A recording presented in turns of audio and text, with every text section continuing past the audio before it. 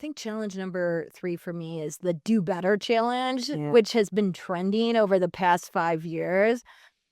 Every conference we go to, and Sarah actually lost at the last conference because we've always been being like, do better. They always saying to us, do better, which is not in itself a bad.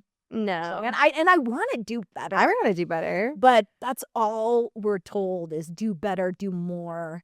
Yeah, it just comes across as very self-deprecating. Yes, I do. I feel like Yeah. there's a lot of self-deprecating behavior analysts.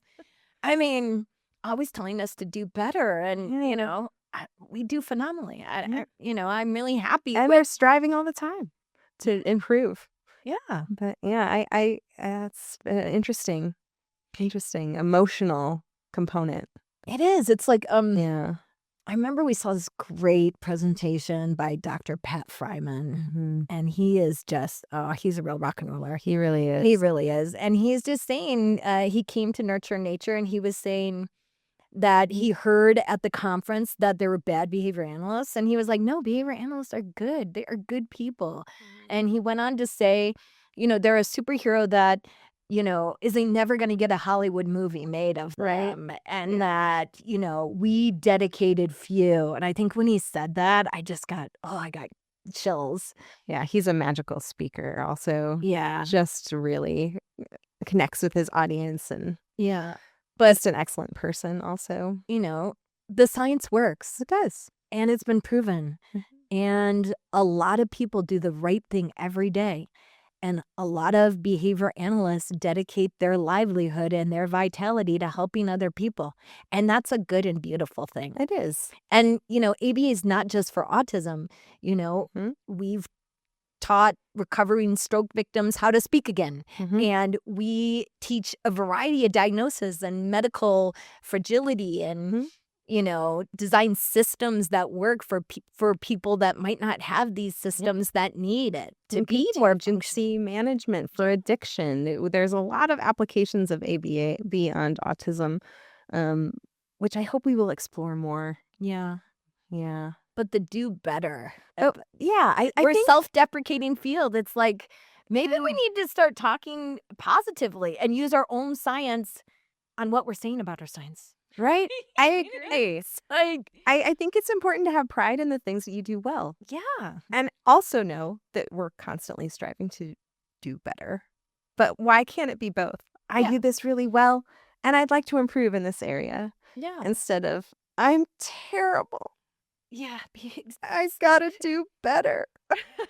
It's like maybe not the most productive way of improving our science and improving our work. Yeah, I think we need to just say, like, science is dynamic. We're ever changing and ever evolving towards the best good, to the greatest good.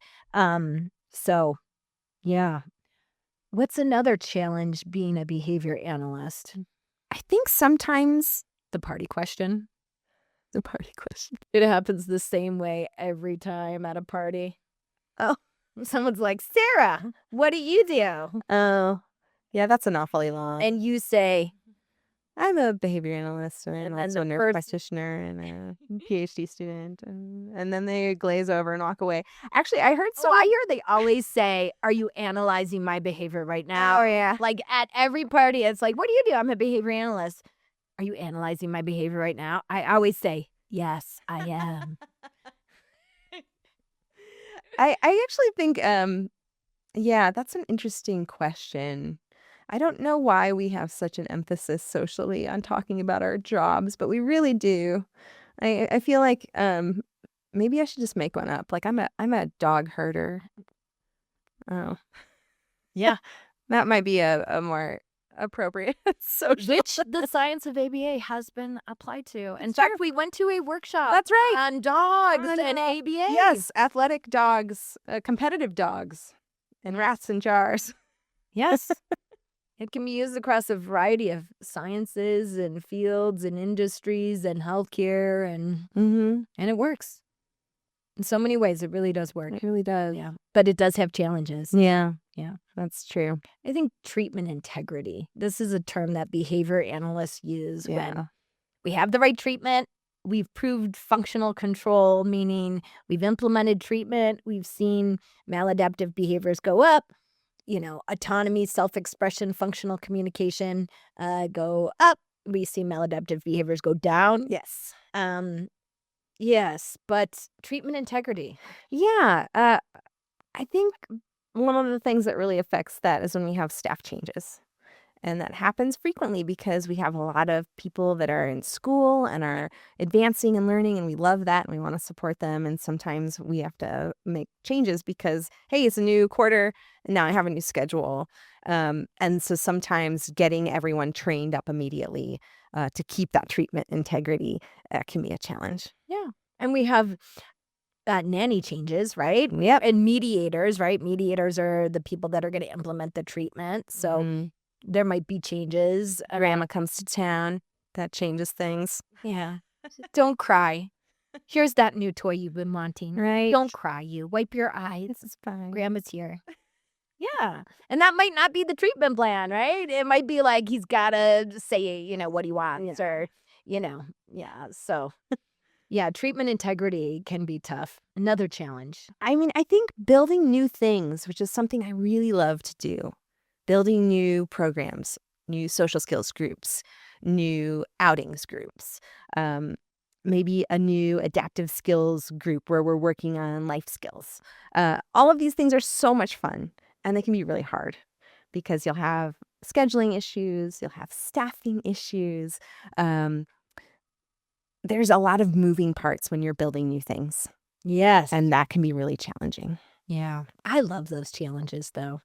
I know there's hiccups and, anytime you're building something new, there's some pressure and, things come up and there's things to learn. But if you push past it and you strive and work diligently, I think, you come up, everything's coming up roses. And it's totally worth it. Yeah.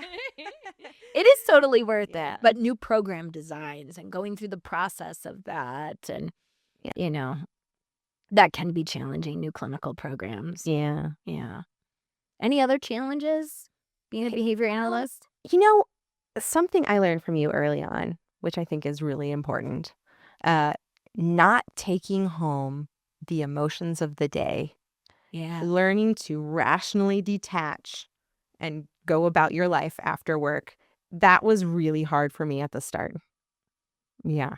Yeah, that's super important. Because as behavior analysts, you want to care and you should be connected to your clients and you should engage and you should be very passionate about what you're doing because that brings about the best outcomes. However, that's a heavy burden. Yeah. And at the end of the day, you have to put work aside or it will eat you up. And there will be nothing left. Yeah. You can think about clients all day long. The work will always be there. Absolutely. You have to discipline your mind to be like, I'm going to go through rational detachment and now I'm going to be with my family. Or Yeah.